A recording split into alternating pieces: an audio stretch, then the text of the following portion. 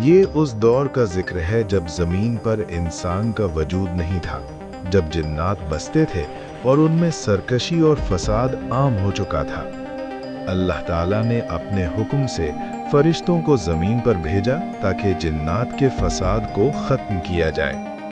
یہ بات یاد رکھنا ضروری ہے کہ فرشتے نہ تھکتے ہیں نہ کمزور پڑتے ہیں، وہ اللہ کے حکم کے پابند ہوتے ہیں اور ہر حکم کو مکمل طاقت اور اطاعت کے ساتھ پورا کرتے ہیں۔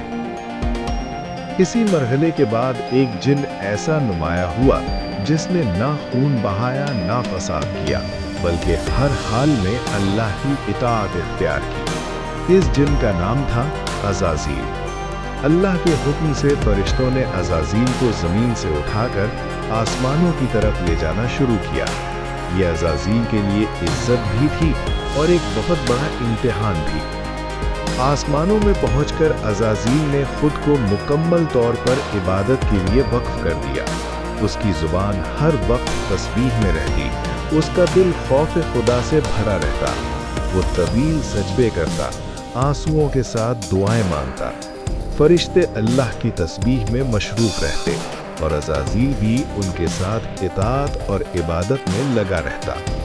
اسی مستقل عبادت نے اسے دوسروں سے ممتاز کر دیا اور وہ خاص مخلوق میں شمار ہونے لگا۔ اگرچہ عزازیل جن تھا، مگر اس کی عبادت، علم اور ظاہری عاجزی کی وجہ سے اللہ نے اسے فرشتوں کی مجالس میں جگہ عطا فرمائی۔ وہ آسمانی مجلسوں میں شریک ہوتا، زمین کے معاملات سے متعلق احکامات سنتا، فرشتوں کے درمیان احترام پاتا۔ یوں رفتہ رفتہ وہ فرشتوں میں نمایاں مقام حاصل کر گیا اور بعض امور میں اسے سردار جیسا مقام دیا گیا۔ یہیں سے اس کے دل میں ایک نازک مگر خطرناک خیال پیدا ہونے لگا۔ اللہ نے عزازیل کو لوح محفوظ کے قریب تک رسائی عطا فرمائی۔ وہاں اس نے ایسی باتیں پڑھیں جو تقدیر، انجام اور عدل الہی سے متعلق تھیں۔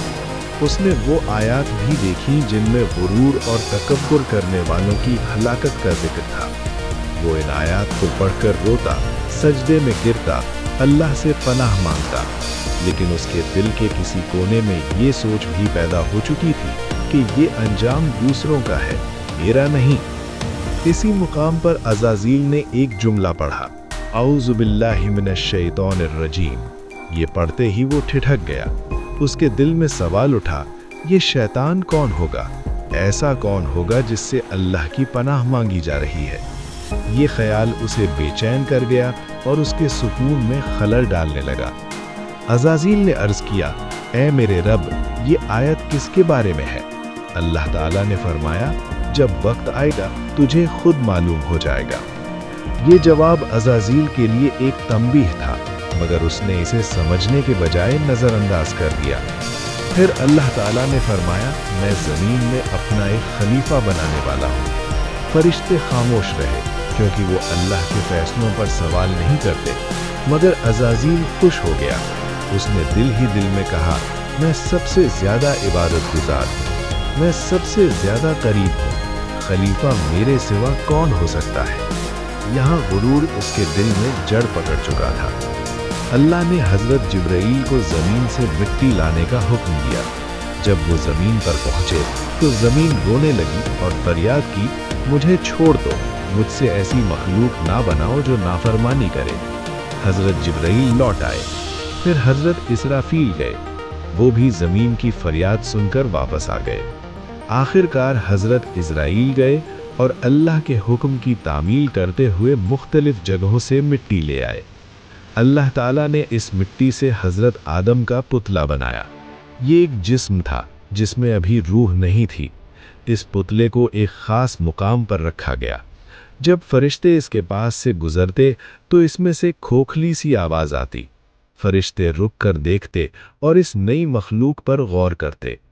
عزازیل جب اس کے پاس سے گزرتا تو حقارت سے دیکھتا اور کبھی ٹھوکر بھی مارتا، کہتا کہ یہ تو کھوکھلا ہے اور مٹی سے بنا ہے، میں اس سے بہتر ہوں اور آگ سے بنا ہوں۔ پھر وہ عظیم لمحہ آیا جب اللہ نے حضرت آدم میں روح پھونکی، آدم زندہ ہوئے اور اللہ نے انہیں علم عطا فرمایا۔ اللہ تعالیٰ نے حکم دیا، तमाम फरिश्ते आदम को सजदा करे। तमाम फरिश्ते फौरन सजदे में गिर गए। अल्लाह ने फरमाया, अज़ाज़ील, तुझे किस चीज़ ने रोका? अज़ाज़ील ने कहा, ये मिट्टी से बना है और मैं आग से, मैं उससे अफजल और बेहतर हूँ। ये गुरूर उसकी बर्बादी का सबब बन गया।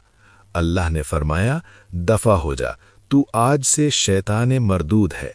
उसी लम्हे अज़ाज़ील रो पड़ा। उसे याद आया, औज़ु बिल्लाहि मिनश शैतानिर रजीम।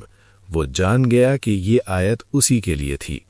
अज़ाज़ील ने कहा, ऐ मेरे रब, मुझे क़यामत तक मोहलत दे ताकि मैं तेरे बंदों को गुमराह कर सकूं। अल्लाह ताला ने फरमाया, जा, तुझे मोहलत दी गई। तू मेरे बंदों को बहकाने की कोशिश करेगा, मगर याद रख, मेरे सच्चे मोमिन बंदे तेरी चाल में नहीं आएंगे। यूं अज़ाज़ील अल्लाह की बारगाह से निकल गया, हमेशा के लिए मरदूद बनकर। ये कहानी हमें सिखाती है, इबादत अगर गुरूर पैदा करे तो हलाकत है। असल अज़मत इताअत में है। शैतान का सबसे बड़ा जुर्म नाफरमानी और तकब्बुर था।